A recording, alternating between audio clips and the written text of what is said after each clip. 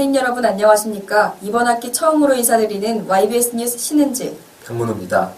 이번 학기 YBS 뉴스는 여러분께 새롭고 다양한 시도를 통해 다가갈 수 있도록 노력하겠습니다. 저희 YBS 뉴스에 많은 관심 부탁드립니다. 네, 요즘 우리 학교가 노동자 관련 문제로 골머리를 앓고 있죠. 이번 첫 YBS 뉴스에서는 이 문제들을 심층적으로 전해드리겠습니다. 네, 첫 소식입니다. 학교와 용역업체, 그리고 용역업체에 고용된 노동자들, 이들 사이엔 계약기간마다 어김없이 찾아오는 입장 충돌의 딜레마가 있습니다. 하지만 이번 우리 대학교에서 일어난 국제캠퍼스 청소노동자들의 고용승계 문제는 단순히 해프닝으로 끝날 문제는 아닌 것 같은데요. 김소희 기자가 보도합니다. 국제캠퍼스 제1기숙사 청소노동자 2명은 작년 12월 31일 계약기간이 만료됐지만 근로조건 변화 없는 고용승계를 요구하며 임금을 받지 않은 채 3달째 하루 8시간씩 근무하고 있습니다. 제2기숙사 청소노동자들은 연세대학교 본관 앞에서 2달째 장기 농성 중입니다. 연세대학교는 2009년부터 국제캠퍼스 기숙사 관리를 용역업체 세안텍스에 위탁해왔고 세안텍스에 고용된 노동자들은 기숙사의 청소와 보안을 담당하고 있습니다. 세안텍스는 작년 12월 연세대학교와 계약을 갱신하는 과정에서 계약금을 맞추기 위해 노동자 수를 72명에서 50명으로 감축하는 구조조정안을 들고 나왔지만 노동자들이 반반에 부딪혀 이를 철회했습니다. 이후 내놓은 대책은 근로조건을 변경하는 것이었습니다.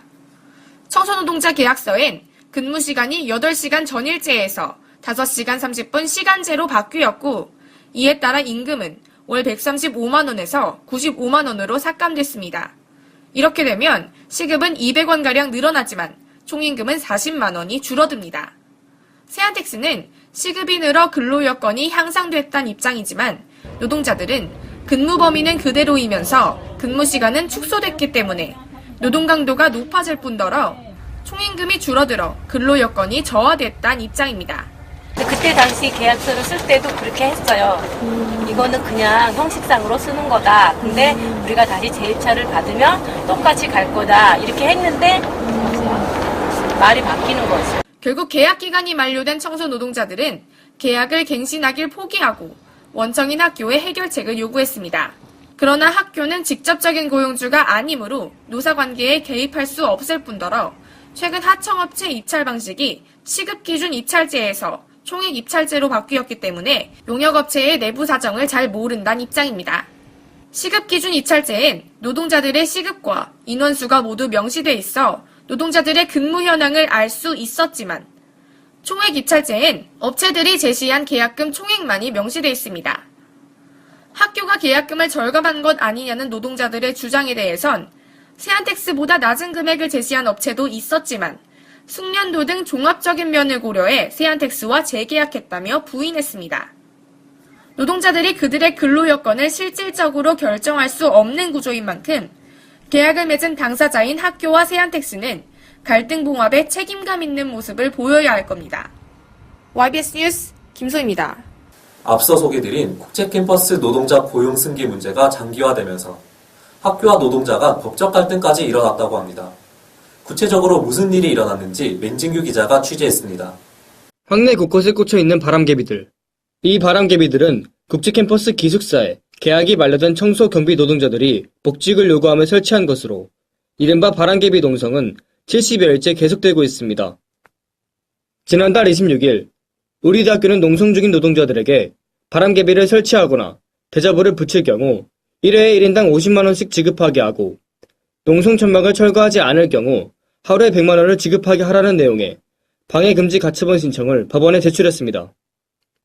방해금지 가처분 신청서에 따르면 바람개비 설치나 농성 천막 설치 이외에도 고함, 유인물 배포, 업무 방해, 업무 공간 무단 출입 등의 행위를 할 때에도 1회 1인당 50만원씩을 지급해야 합니다.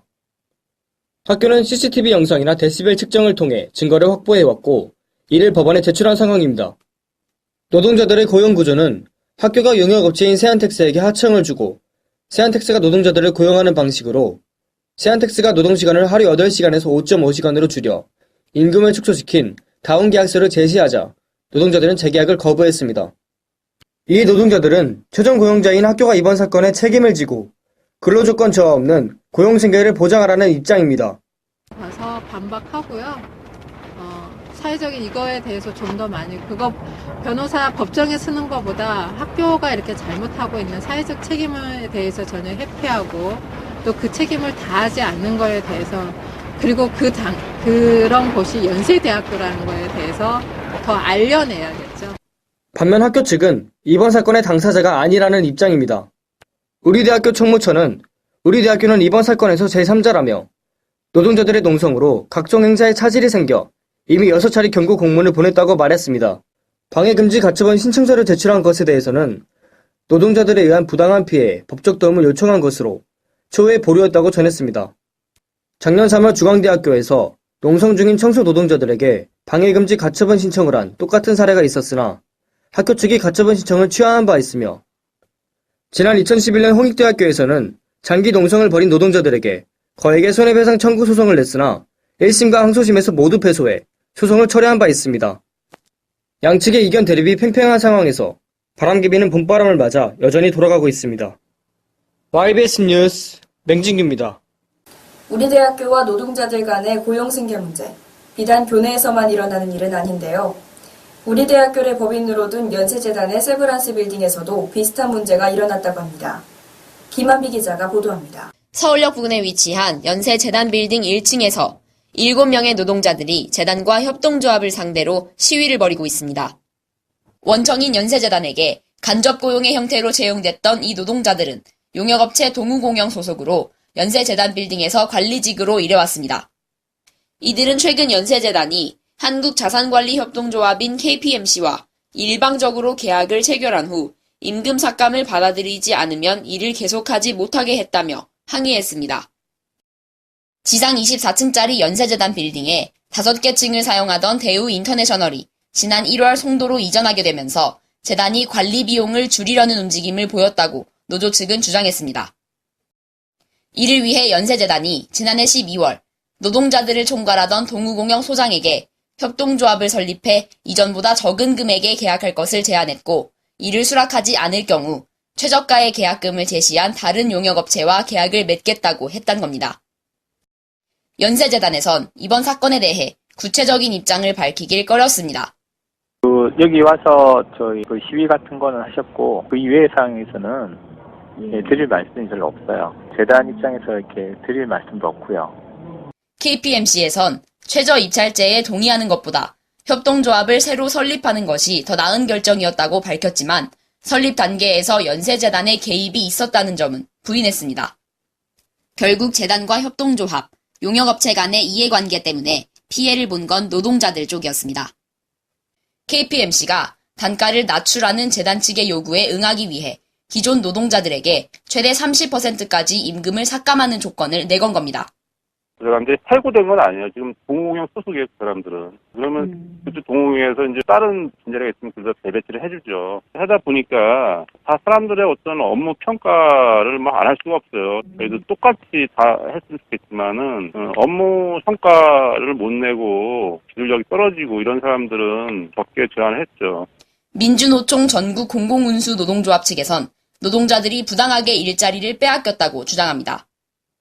같은 건물에서 평생 직장으로 생각을 하고 열심히 안전관리를 해왔던 노동자들이 하루아침에 일자리를 잃었습니다. 그분들이 다른 데 가서 임금을 좀 낮춰서 직장을 구할 수는 있겠죠. 하지만 자신이 땀 흘려서 애써 가꿔왔던 현장에서 아무 이유 없이 내쫓긴다라는 것은 말이 되지 않습니다. 그래서 원직 복직을 요구하고 있고, 연세재단은 갑질이라는 오명을 얻지 않으려면 새로운 계약 체결과 감원의 이유에 대해 명확히 밝혀야 할 겁니다. YBS 뉴스 김한비입니다. 그렇다면 현재 비정규직 노동자들을 위해 마련된 정부의 지침에는 어떤 문제가 있을까요? 나수영 기자가 취재했습니다. 우리 대학교 국제캠퍼스 청소 노동자들은 간접 고용된 근로자들입니다. 원청인 연세대학교는 용역업체인 세안텍스와 계약하고 세안텍스에서 고용한 노동자들이 연세대학교에서 일하게 됩니다. 간접 고용을 하게 되면 원청은 용역 근로자들을 자신들의 고용인으로 보지 않기 때문에 용역 근로자의 근로 환경에 적극적으로 개입하지 않는 경우가 있습니다. 이러한 간접 고용의 특징을 현재 진행 중인 국제 캠퍼스 노동자들의 장기 농성 사태에서 찾아볼 수 있습니다. 신촌 캠퍼스에서 농성 중인 국제 캠퍼스 노동자들은 학교에게 고용 승계해줄 것을 요구하지만 학교는 관련 책임이 없다라는 주장만 되풀이하는 겁니다. 지난 2012년 정부가 용역 근로자의 근로 환경을 개선하고 고용 안정을 보호하기 위해 용역 근로자 근로조건 보호 지침을 제정했지만 용역 근로자들의 고용 불안은 여전히 계속되고 있습니다. 보호 지침의 적용 대상이 공공부문 용역 근로자로 한정되어 있어 연세대학교와 같은 사립대학의 용역 근로자들에겐 적용되지 않습니다. 공공부문 용역 근로자들도 권리를 보장받기 힘든 것은 마찬가지입니다. 보호 지침이 명시한 대로 입찰 공고 과정에서 근무 인원을 명시하지 않거나 계약 체결 단계에서 특별한 사정이 없는 한 고용 승계하지 않아도 제재할 방법이 없습니다. 지침이니까 법적 강제사항이나 이런 건 아니에요. 직접 고용으로 전환하자니 용역 근로자들은 정년 문제가 걱정입니다. 용역 근로자가 직접 고용으로 전환되면 공무직이 돼 시에서 정한 정년에 따라야 하기 때문입니다. 용역업체를 통해 간접 고용된 청소 노동자들은 통상 70세까지 일을 할 수 있지만 서울시의 기본 정년은 60세입니다. 지난 2013년부터 서울시 방침으로 서울시립대학교는 청소 근로자를 직접 고용합니다. 직접 고용으로 전환된 뒤 서울시립대에서도 정년 문제를 두고 학교와 근로자 간 갈등이 생기자 학교는 정년이 지나도 5년 동안 계약직으로 일할 수 있는 촉탁 계약직을 만들었습니다. 간접 고용과 직접 고용 어느 쪽이든 비정규직 노동자들의 처우 개선을 위해 노사정 간의 협력이 필요해 보입니다. YBS 뉴스 나수연입니다.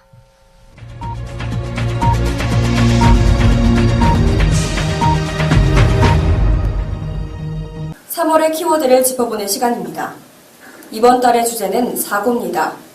신촌 캠퍼스, 국제 캠퍼스, 신촌 일대 등 캠퍼스 내외로 안전사고가 많이 일어나는데요. 먼저 신촌 캠퍼스를 살펴봅시다. 지난달 11일과 17일 공사 중인 과학관 교실 안으로 임시창문의 지지대로 쓰이는 자재들이 추락하고 먼지와 유리 조각이 유입되는가 하면 용접 공사 중 불꽃과 연기가 들어오는 사고도 일어났었죠. 문제는 이러한 사고들이 수업 중에 일어났으며 많게는 하루 4차례씩 동일 사고가 반복해서 일어났다는 겁니다. 사전 예방이 중요한 와중에 사후 대처에도 미흡했다는 거죠. 다음 주 화요일 이과대학 행정팀과 학생들이 공사에 대해 질의응답을 하는 오픈 테이블을 가질 예정이라고 합니다. 학생들이 수업을 들으며 자신의 안전을 직접 보호해야 하는 상황이 참 안타깝습니다. 국제캠퍼스에서도 지난달 22일 사고가 이어졌죠. 국제캠퍼스 A동 친교실 천장이 위층 화장실 배수관에서 누수된 오수에 젖어 내려앉았는데요. 주말이라 사람이 없어 피해를 본 학생은 없었지만 누군가 배설물이 섞인 화장실물을 뒤집었을 수도 있었다는 게 참 웃지 못할 상황입니다. 학생들이 국제캠퍼스 행정팀에 문제를 제기하자 돌아오는 대답은 천장 자재가 맞아도 위험하지 않을 소재다 였습니다. 아프지 않으면 건물의 누수는 문제가 되지 않는 걸까요? 바로 작년 여름 장마로 제2기숙사 시설물들에도 누수가 됐었는데 유사한 사고가 재발하다니 학생들 안전에 물이 조금씩 새고 있는 건 아닐지 걱정입니다. 신촌 현대백화점 앞 골목에서도 집안이 침하되는 정말 아찔한 사고가 발생했죠. 이로 인해 15톤 하수구 준설 차량이 옆으로 넘어졌습니다. 지나가던 행인도 있었던 상황, 간발의 차이로 인명피해는 발생하지 않았습니다. 일주일 전 하수도 공사 후 도로를 임시 포장한 것이 화근이 된 것으로 보입니다. 현재 우리 대학교에선 과학관, 공대타워, 경영대, 백양로가 공사 중인데요. 학생들이 통행하고 생활하는 공간인 만큼 안전 문제가 걱정됩니다. 더 이상의 안전사고는 없어야 할 겁니다. 곧 있으면 4월 16일 세월호 참사 1주년이죠. 그날을 기억합시다. 인재, 시작은 안전불감증이라는 작은 불씨에서 시작됩니다. YBS 뉴스 단신입니다. 국제캠퍼스 셔틀버스 운행 개수가 지난해에 비해 9대로 감축되고 특히 저녁 시간대가 모두 폐지되자 학생들은 불편을 제기했습니다. 4월 초까지 국제캠퍼스 기숙사의 9개 출입구에 학생증이나 교직원증을 인식시켜야만 기숙사 내부로 출입할 수 있는 스피드 게이트가 설치될 예정입니다. 우리 대학교 교무처와 총학생회가 마일리지 제도와 예약 순번제를 결합시킨 새로운 수강 신청 제도를 내놓았습니다. 우리 대학교가 우정원에 거주하는 학생들에게 소득 분위별로 15,000원에서 34,000원 사이의 주거장학금을 지급하기로 하자 민달팽이 유니온과 일부 학생들이 금액이 너무 적다며 문제를 제기하고 나섰습니다. 서울시 교통정책관은 연세로가 지난 1월 6일부터 주말에는 차량이 통행하지 못하게 된 데 이어 향후 전면 보행자 전용 도로화로 탈바꿈할 가능성이 있다고 밝혔습니다. 단시는 방송국 홈페이지 www.iybs.co.kr을 통해 자세히 만나볼 수 있습니다. 뉴스를 마칩니다. 시청해주신 여러분 고맙습니다.